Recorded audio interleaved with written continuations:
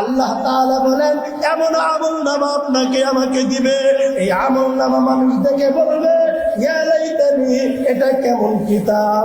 আল্লাহ তাআলা বলবেন মানুষের প্রত্যেকটা আমলনামা প্রত্যেকটা মানুষ দেখতে পারবে। ওই আমলনামা দেখে মানুষ শুধু হাউমাউ করে কাঁদবে, হাউমাউ করে শুধু কান্নাকাটি করতে থাকবে আর বলবে এটা এমন একটা কিতাব, মালি হাদাল কিতাব লা ইউগাদিরু সগীরা ওয়ালা কাবীরা। আল্লাহ তাআলা বলেন ছোট্ট ছোট্ট যেই গুনাহগুলো আমরা করেছি, এই ছোট্ট ছোট্ট গুনাহগুলো ওটার মধ্যে লেখা হবে এবং বড় বড় গুনাহগুলো ওইটার মধ্যে লেখা হবে। আপনি আর আমি অন্ধকারে গুনাহ করেছি, দুনিয়ার কোনো মানুষ দেখে নাই, একজন দেখেছেন, তিনি কে? আপনি আর আমি একা একা গোপনে কতই গুনাহ করেছি। ওই যে কিয়ামতের দিন আমলনামা পাই আমরা দুঃখ করব, মালি হাযাল কিতাব, এটা কেমন কিতাব, এটা কেমন আমলনামা। যেই গুনার কথা আমি নিজেও বুঝতে পারি নাই, যেই গুনার কথা দুনিয়ার কোনো মানুষ জানে না, কিন্তু সেই গুনাহটাও এখানে লেখা। মুসলমানের জন্য দুনিয়াকে ছাড়ো, দুনিয়াকে ছাড়ো, দুনিয়াকে ছাড়ো, দুনিয়ার মায়া ত্যাগ করে আসো, আখিরাতের মায়া অন্তরে ঢুকাও, কবরে ঢুকাও। আর তুমি যদি ইমানদার হয়ে কবরে যাইতে পারো তাহলে তুমি হইবা জান্নাতি। ওয়ালাকুম ফিহা মা তাশতাহি আনফুসুকুম ওয়ালাকুম ফিহা মা তাদউন। আল্লাহ তাআলা বলেন জান্নাতীরা জান্নাতে যাওয়ার পর তারা আমি আল্লাহ তাআলার কাছে যা চাবে আমি আল্লাহ তাআলা তাদেরকে সব কিছু দান করব। তাদের মনে যা কিছু আছে আমি আল্লাহ তাআলা তাদের মনের আশাগুলা পুরা করে দিব। আর জান্নাতীরা জান্নাতে যে জান্নাতের মেহমান হবে, আর মেহমানদারি করার জন্য স্বয়ং আমি আল্লাহ তাআলা নিজে মেজবান হয়ে যাব। তো আল্লাহ তাআলা আমাদের জন্য কি হয়ে যাবে? মেজবান হয়ে যাবে। কত বড় ভাগ্যের কথা। তো আল্লাহ তাআলা যে জান্নাতে আমাদেরকে এত কিছু দান করবেন, এটা মৃত্যুর আগে না পরে? সবাই বলেন আগে না পরে? তাহলে কি আমাদের মরতে হবে? যদি আমাদের মরতেই হয় তাহলে আল্লাহ তাআলা আমাদেরকে কেন পাঠাইলেন? মনের ভিতরে কৌতূহল আসে কিনা? আসেন। এই জন্যই আল্লাহ তাআলা কোরআন পাঠিয়েছেন। আল্লাহ তাআলা সূরা মুমিনের 115 নম্বর আয়াতে বলেন আফা হাসিবতুম আন্নামা খালাকনাকুম আবাসাও ওয়া আন্নাকুম ইলাইনা লা তুরজাউন। তোমরা কি মনে করেছো আমি আল্লাহ তাআলা তোমাদেরকে অনর্থক সৃষ্টি করেছি? তোমরা কি এটা মনে করো নাকি আমি আল্লাহ তাআলার কাছে তোমাদের আর কোনোদিন ফিরে আসতে হবে না? তোমরা এটা কি মনে করো নাকি? তাহলে আল্লাহ তাআলার কাছে প্রশ্ন করা যায়, দুনিয়াতে থাকতে পারবো না, আল্লাহ তাআলা দুনিয়াতে আমাদেরকে অনর্থক বানাই নাই, তাহলে আল্লাহ তাআলা আমাদেরকে কেন বানাইলেন? আল্লাহ সূরা যারিয়াতের মধ্যে জবাব দেয় ওয়া মা খালাকতুল জিন্না ওয়াল ইনসা ইল্লা লিয়াবুদুন। আমি জিন এবং ইনসানকে শুধু সৃষ্টি করেছি আমি আল্লাহর ইবাদত করার জন্য। এক নম্বর প্রশ্ন ছিল আল্লাহ কেন বানাইলাম? আল্লাহ জবাব দিলেন ইবাদতের জন্য বানাইলাম। এইবার দ্বিতীয় প্রশ্ন আল্লাহ বুঝলাম ইবাদতের জন্য বানাইলেন, তাহলে কতদিন আপনারা ইবাদত করবো আপনি জানায়া দেন। আল্লাহ তাআলা জানায়া দেয় ওয়া'বুদু রাব্বাকা হাত্তা ইয়াতিয়াকাল ইয়াকিন। তোমাদের মৃত্যু আসার আগ পর্যন্ত তোমাদের রবের ইবাদত করতে থাকবা। 1 নম্বর প্রশ্ন, কতদিন ইবাদত করব? কেন বানাইলো? 1 নম্বর প্রশ্ন, কেন বানাইলেন? আল্লাহ জবাব দিলেন। 2 নম্বর প্রশ্ন ছিল কতদিন ইবাদত করব? আল্লাহ জবাব দিলেন। এইবার 3 নম্বর প্রশ্ন, আল্লাহ আপনার মওত আসার পর্যন্ত যখন আপনার ইবাদত করব, তাহলে কি আমাদের আসলে মৃত্যু হয়ে যাবে? আমাদেরকে জানায়া দেন। আল্লাহ রাব্বুল আলামিন জানায়া দেয়। আল্লাহ তাআলা বলেন, ওয়া মা খালাকতু, আল্লাহ তাআলা বলেন, কুল্লু নাফসিন যায়িকাতুল মাউত। প্রত্যেকটা জীবজন্তু, প্রত্যেকটা মানুষের, প্রত্যেকটা জানোয়ারের, প্রত্যেকটা জীবের একদিন না একদিন মৃত্যুর স্বাদ গ্রহণ করতে হবে। সবারই একদিন না একদিন মৃত্যুর স্বাদ গ্রহণ করতে হবে। এইবার যদি আল্লাহ তাআলার কাছে প্রশ্ন করে, আল্লাহ গো, আমি যদি গোবিন্দপুরের নিবাসী হই, আমি যদি এখান থেকে পলায়ন করে সৌদি আরব চলে যাই, এখান থেকে পলায়ন করে যদি আমি মক্কায় চলে যাই, এখান থেকে পলায়ন করে যদি আমি চীন দেশে চলে যাই, এখান থেকে পলায়ন করে যদি আমি অন্য কোনো দেশে চলে যাই, তাহলে কি মৃত্যু কি আমাকে পাকড়াও করতে পারবে কিনা? আল্লাহ তাআলা জানায় দেয়, কুল ইন্নাল মাউতাল্লাযী তাফিরুনা মিনহু ফাইন্নাহু মুলাকীকুম সুম্মা তুরাদ্দুনা ইলা আলিমিল গায়ব। আল্লাহ তাআলা বলেন, বান্দা আমার, তোমরা মৃত্যু থেকে যতই পলায়ন করো না কেন, মৃত্যু থেকে তোমরা কখনো পলায়ন করতে পারবে না। ও মুসলমান, এখন বুঝলাম, আপনি আর আমি যতই চেষ্টা করি না কেন, এই জমিনের মধ্যে আপনাকে আমাকে আল্লাহ তাআলা থাকতে পাঠাই নাই। একদিন না একদিন আপনাকে আমাকে এই দুনিয়া ছাড়তেই হবে। অতএব দুনিয়া ছাড়ার আগে আপনাকে আমাকে মুসলমান হতে হবে। কি হতে হবে? মুসলমান হতে হবে। এখন বলবেন, আমরা তো সবাই মুসলমান। হ্যাঁ, আমরা সবাই মুসলমান, নামে মুসলমান। কথা বলেন ঠিক না? আমরা সবাই নামে মুসলমান, কাজ কয়জনে করি? যদি আমরা নামে মুসলমান নাই হইতাম, তাহলে আল্লাহ তাআলা কোরআনে কারীমের মধ্যে বলতেন না, ইয়া আইয়ুহাল্লাযীনা আমানু কু আনফুসাকুম ওয়া আহলিকুম নার। আল্লাহ তাআলা বলেন, হে মুমিনগণ, তোমরা জাহান্নাম থেকে বাঁচাও। অন্য আয়াতে আল্লাহ তাআলা বলেন, তোমরা প্রকৃত মুসলমান না হয়ে কবরে আইসো না।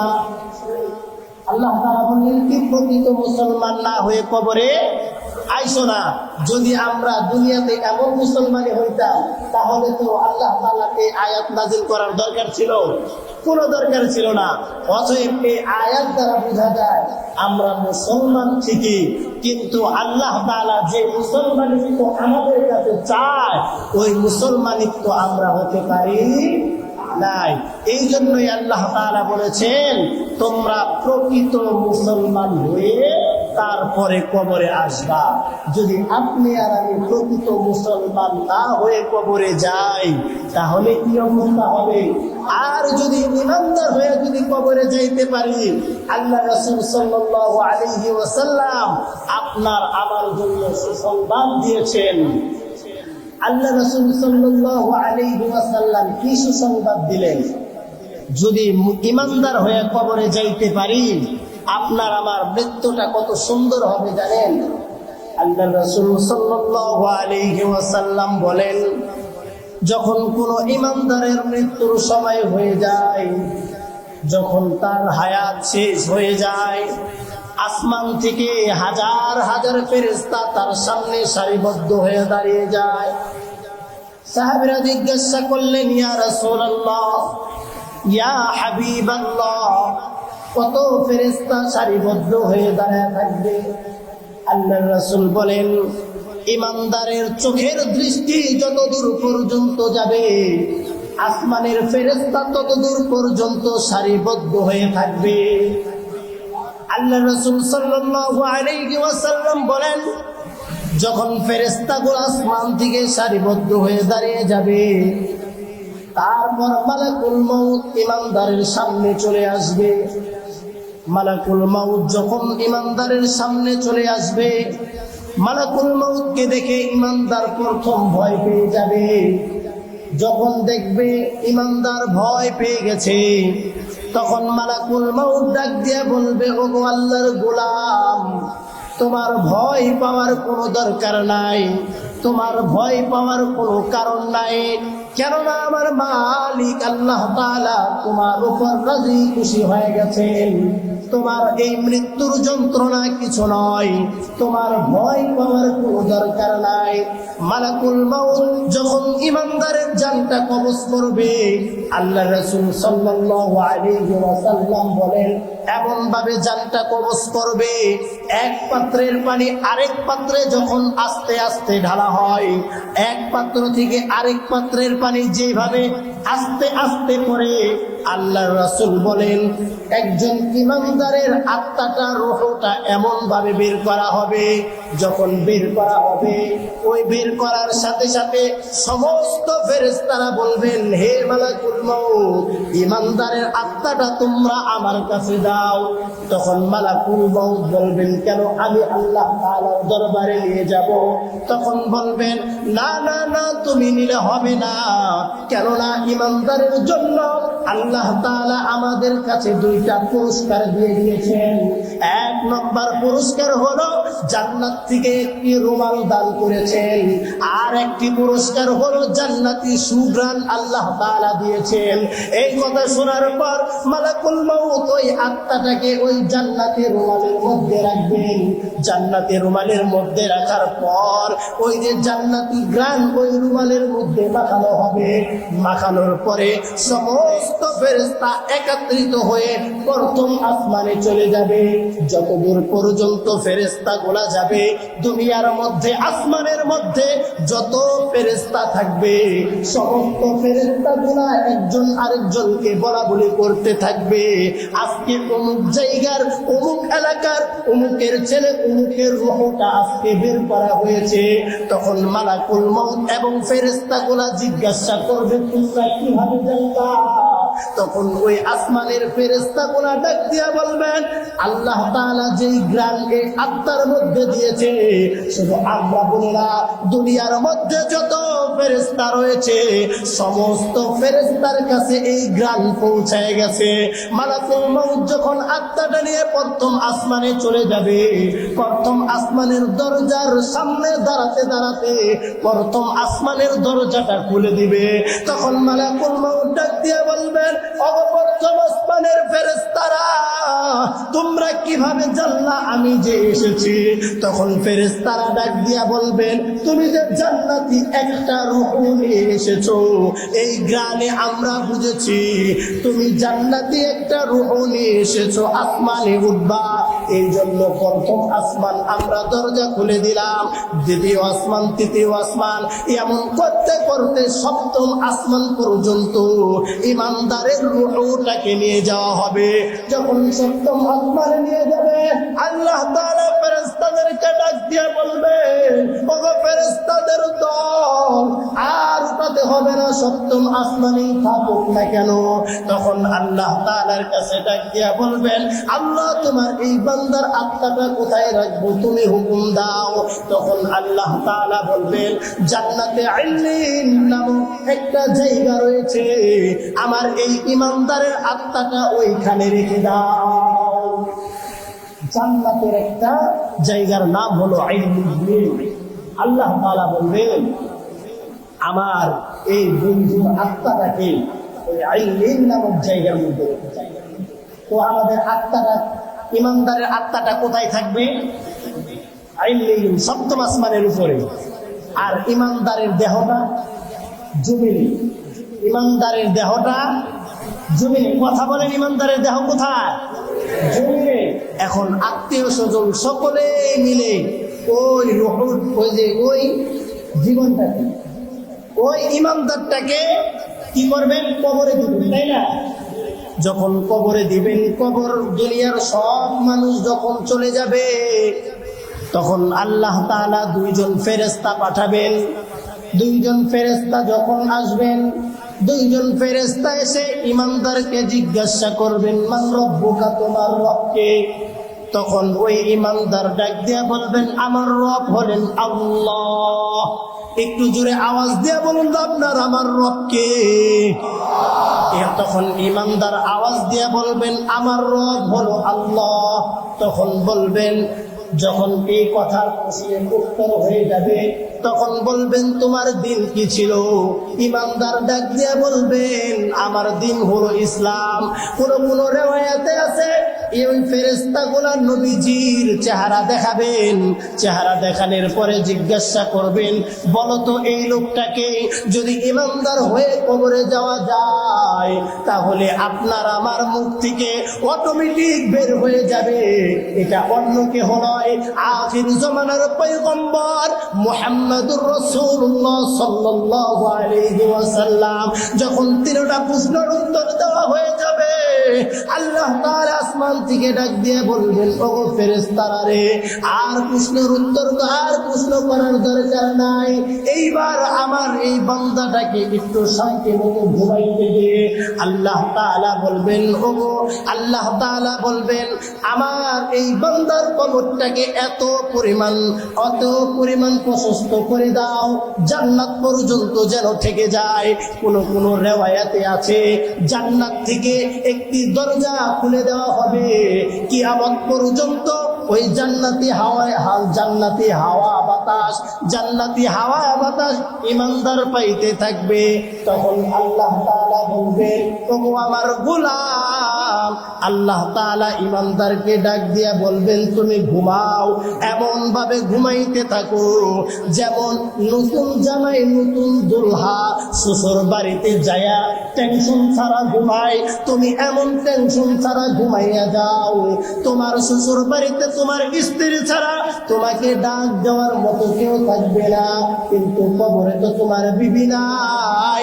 টেনশন করিও না, কিয়ামতের সময় আমি আল্লাহ তোমাকে নিজে ডাক দেওয়া উঠায়া দেব। যদি ঈমানদার হতে পারি তাহলে আমাদের এই অবস্থা।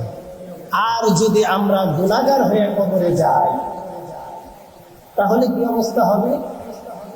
আল্লাহ রাসূল সাল্লাল্লাহু আলাইহি ওয়াসাল্লাম বলেন, যদি কোনো গুনাহগার বান্দা, পাপাচারী বান্দার যখন মৃত্যুর সময় হবে, ওই যে ঈমানদারের মতোই তার সামনে ফেরেশতা থাকবে, কিন্তু ওই ফেরেশতাদের স্রোত, ওই ফেরেশতাদের অবস্থা এমন থাকবে, পাপাচার গুনাহগার বান্দাগুলা ওই ফেরেশতাদেরকে দেখে ভয় পেয়ে যাবে। এমন ভয় পাবে যখন তার সামনে মালাকুল মউত চলে আসবে, মালাকুল মউতকে দেখে সেই এমন ভাবে ভয় পাবে। আল্লাহ রাসূল সাল্লাল্লাহু আলাইহি ওয়াসাল্লাম বলেন, তার আত্মাটা এমন ভাবে দৌড়াইতে থাকবে, একবার ডান হাতের দিকে যাবে, একবার বাম হাতের দিকে যাবে, এমন করতে করতে তার পুরা শরীরে তার আত্মাটা দৌড়াইতে থাকবে ভয়ের কারণে। আল্লাহ রাসূল সাল্লাল্লাহু আলাইহি ওয়াসাল্লাম বলেন, যখন কোন পাপাচারী ব্যক্তির রূহটাকে বের করবে সে এমন কষ্ট পাবে, দুনিয়ার মধ্যে আপনাকে আমাকে যদি কোনো মানুষ প্যারাক দিয়ে প্রত্যেকটা পশমের গোড়ায় গোড়ায় আঘাত করে, আপনি আর আমি যতটা কষ্ট না পাবো, রাসূল বলেন তার চাইতে বেশি কষ্ট পাপাচার ব্যক্তি পাবে। যখন ওই পাপাচারের রূহটা এত কষ্ট দিয়ে বের করা হবে, আল্লাহর রাসূল বলেন ওই পাপাচারের জন্য একটি সালার চট নিয়ে আসা হবে। ওই সালার চটটি এমন হবে, ওই সালার চটটি এত দুর্গন্ধময় হবে, ওই সালার চটের মধ্যে যখন পাপাচারের আত্মাটা রাখা হবে, আল্লাহর রাসূল বলেন ওই আত্মাটা ফেরেশতারা ধরতেও চাবে না। ওই আত্মাটা কোন রকম পেঁচাইয়া প্রথম আসমানে যখন যাবে, প্রথম আসমানের দরজা ফেরেশতারা খুলবে না, আল্লাহর রাসূল বলেন প্রথম আসমানে যায় দাঁড়ায় থাকবে, ফেরেশতারা দরজা খুলবে না। তারপরে এই ফেরেশতাগুলো আল্লাহ তাআলার কাছে নালিশ দিবে, আল্লাহ প্রথম আসমানের দরজার ফেরেশতাগুলো তো দরজা খুলতেছে না। তখন আল্লাহ তাআলা বলবেন, বান্দারে আর উপরে উঠার দরকার নাই, যখন খুলে নাই থাক, আসমানে উঠার দরকার নাই। তখন বলবেন তাহলে এই আত্মাটাকে কি করব?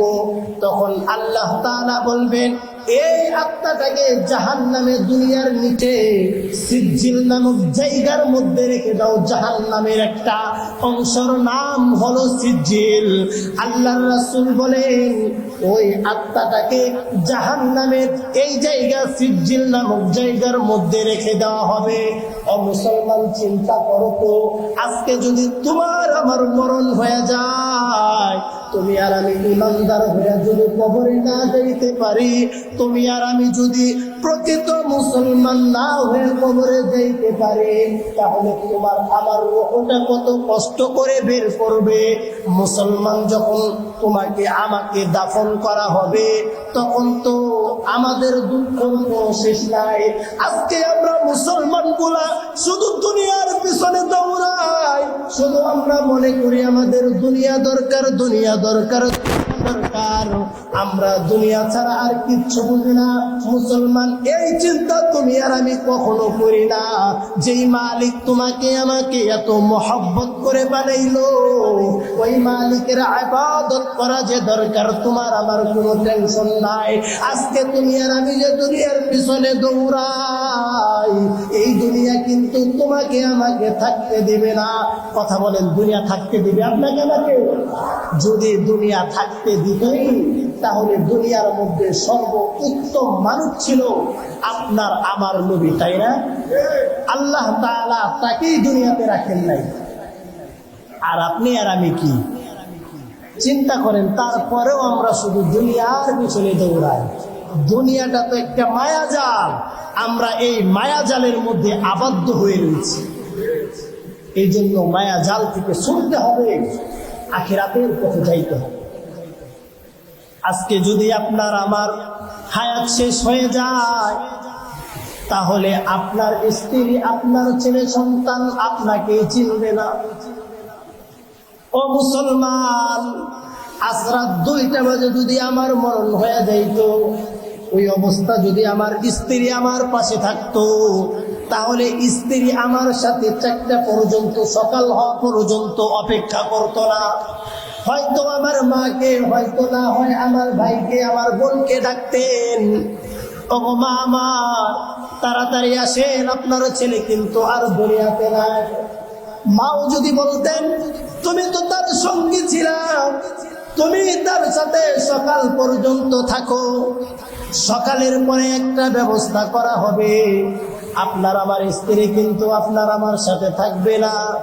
যেই ছেলে মেয়ের জন্য আপনি আপনার মাথার ঘাম পায়ে ফালান, যেই ছেলে মেয়ের জন্য, যেই সন্তান গোলার জন্য আপনি আর আমি মাতৃভূমি ছেড়ে অন্য দেশে চলে যাই, ছেলে মেয়েদেরকে, স্ত্রীদেরকে একটু সুখে রাখার জন্য, আপনার মৃত্যুর পরে আপনার ছেলে মেয়ে, আপনার স্ত্রী আপনার সঙ্গী দিবে না। সকাল হতে না হতেই আপনার ছেলে, আপনার ভাই বারাদার মসজিদে চলে আসবে। মসজিদের মুয়াজ্জিন সাহেবকে ডাক দিয়ে বলবেন, ও মুয়াজ্জিন সাহেব তাড়াতাড়ি এলান করেন, তাড়াতাড়ি এলান করেন, আমার ভাই, আমার বাবা কিন্তু আর দুনিয়াতে নাই, তাড়াতাড়ি এলান করে ফেলেন। মুয়াজ্জিন সাহেব এখান দিয়ে এলান করবে, অমুকের ছেলে অমুক আর দুনিয়াতে নাই।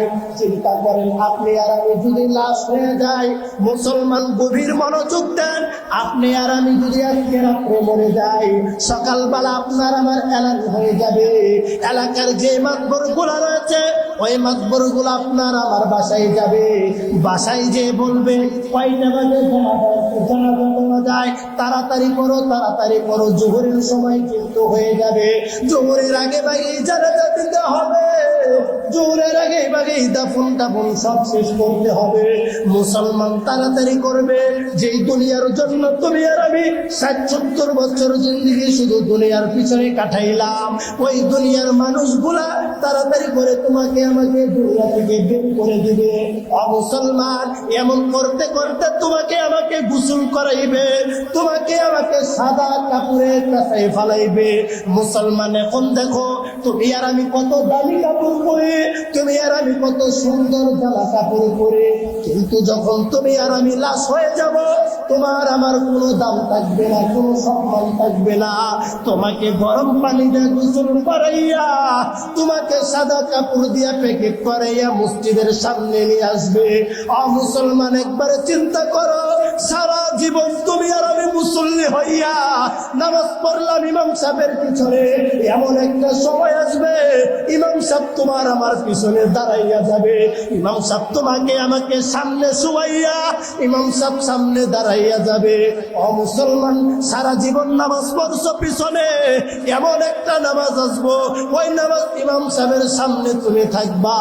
মুসলমান ওই সময় তোমার কেউ থাকবে না, না থাকবে তোমার সাথী, না থাকবে তোমার এই দুনিয়ার ধন-দৌলত, না থাকবে তোমার কিছু। মুসলমান একবার চিন্তা করো, তোমার আমার যখন জানাজা হয়ে যাবে, জানাজা হয়ে যাওয়ার সাথে সাথে 1 মিনিটও দেরি করবে না, এই মসজিদের সামনে আমার বাবাকে, আমার ভাইকে, আমার মাকে, আমার বোনকে, আমার আত্মীয় স্বজনকে 5 মিনিটের জন্য এখানে রাখি, কেউ দেরি করবে না। যারা যারা নামাজ শেষ হয়ে যাবে সকলেই মসজিদ থেকে চলে যাবে, সকলেই বাড়িতে চলে যাবে।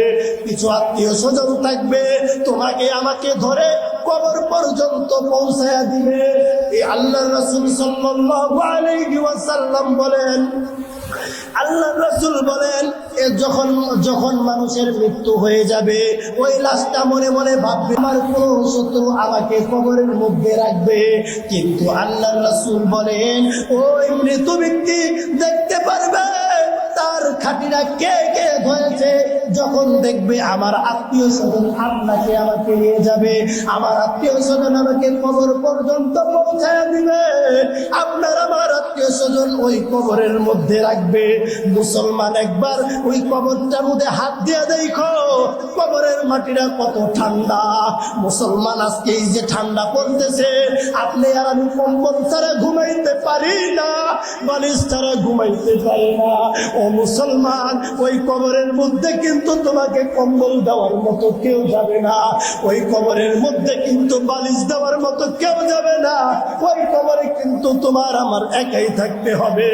মুসলমান, তুমি আর আমি যদি পাপাচার হয়ে যদি কবরে যাই, আল্লাহর রাসূল বলেন কবর এমন ভাবে চাপ দিবে, এক পাজরের হাড় আরেক পাজরে ঢুকে যাবে, কবরটা এত সংকীর্ণ হয়ে যাবে, এক পাজরের হাড় আরেক পাজরে ঢুকে যাবে। ও মুসলমান, যদি তুমি আর আমি ইমানদার হয়ে কবরে না যাইতে পারি, আল্লাহর রাসূল বলেন যখন প্রশ্ন করবে প্রশ্নের উত্তর আপনি আর আমি দিতে পারবো না, যখন ফেরেশতারা প্রশ্নের উত্তর পাবে না, তখন আপনাকে আমাকে জাহান্নামের আযাব শুরু করে দিবে। মুসলমান, এখন চিন্তা করো, আমার সন্তান, আমার মেয়ে, আমার ছেলে, আমার কোন কিছুই কাজে আসবে না, ওই কবরে একা একা থাকতে হবে। ওই কবরটা কিন্তু খুবই ভয়াবহ কবর। ওই কবরে আপনি আর আমি যতই সাথী খুঁজি না কেন, যতই বাতি খুঁজি না কেন, ওই কবরে কিন্তু কেউ যাবে না, কেউ থাকবে না। মুসলমান, আল্লাহর গোলাম, ওই কবর অন্ধকার ঘর, ওই কবর পোকামাকড়ের ঘর, কবর প্রতিনিয়ত ডাকতে থাকে আমার কাছে আসবা, খুবই সাবধান হয়ে আইসো, কেননা আমি কিন্তু কাউকে চিনব না। আজকে দুনিয়ার বিচার তো, দুনিয়ার মাতবররা তো বিচার উল্টাইতে পারে, কিন্তু কবরে যাইয়া কিয়ামতের দিন কিন্তু আল্লাহ তাআলা নালিশ যদি দাঁড় করা যায়, আপনি আর আমি যদি কাঠগড়ায় দাঁড়ায় যাই, তাহলে কিন্তু আপনার আর আমার কোনো উপায় থাকবে না। আপনার আমার আমলনামা কিন্তু মুসলমান আপনাকে আমাকে হাতে দেওয়া হবে। আল্লাহ তাআলা বলেন এমন আমলনামা আপনাকে আমাকে দিবে, এই আমলনামা মানুষ দেখে বলবে ইয়া লাইতানি, এটা কেমন কিতাব। আল্লাহ তাআলা বলবেন মানুষের প্রত্যেকটা আমলনামা প্রত্যেকটা মানুষ দেখতে পারবে। ওই আমলনামা দেখে মানুষ শুধু হাউমাউ করে কাঁদবে, হাউমাউ করে শুধু কান্নাকাটি করতে থাকবে আর বলবে এটা এমন একটা কিতাব, মালি হাদাল কিতাব লা ইউগাদিরু সগীরা ওয়ালা কাবীরা। আল্লাহ তাআলা বলেন ছোট্ট ছোট্ট যেই গুনাহগুলো আমরা করেছি এই ছোট্ট ছোট্ট গুনাহগুলো ওটার মধ্যে লেখা হবে এবং বড় বড় গুনাহগুলো ওইটার মধ্যে লেখা হবে। আপনি আর আমি অন্ধকারে গুনাহ করেছি, দুনিয়ার কোনো মানুষ দেখে নাই, একজন দেখেছেন, তিনি কে? আপনি আর আমি একা একা গোপনে কতই গুনাহ করেছি। ওই যে কিয়ামতের দিন আমলনামা পাই আমরা দুঃখ করব, মালি হাযাল কিতাব, এটা কেমন কিতাব, এটা কেমন আমলনামা। যেই গুনার কথা আমি নিজেও বুঝতে পারি নাই, যেই গুনার কথা দুনিয়ার কোনো মানুষ জানে না, কিন্তু সেই গুনাহটাও এখানে লেখা। মুসলমানের জন্য দুনিয়াকে ছাড়ো, দুনিয়াকে ছাড়ো, দুনিয়াকে ছাড়ো, দুনিয়ার মায়া ত্যাগ করে আসো, আখিরাতের মায়া অন্তরে ঢুকাও, কবরে ঢুকাও। আর তুমি যদি ইমানদার হয়ে কবরে যাইতে পারো তাহলে তুমি হইবা জান্নাতি। এই জন্য আজকে থেকে আমরা ওয়াদা করে নিয়ে যাই, আজকের পরে থেকে আমরা আর কোনোদিন অন্যায় কাজ করব না। বলেন ইনশাআল্লাহ। আজকে থেকে নামাজ কাজা করবেন আল্লাহ, আজকে থেকে আমরা ওয়াদা করি আজকের পরে থেকে আমরা আর কোনোদিন নামাজ কাজা করব। আল্লাহ তাআলা আমাদের সকলকে ইমানদার হিসাবে কবুল করুক, সকলে বলি আমিন।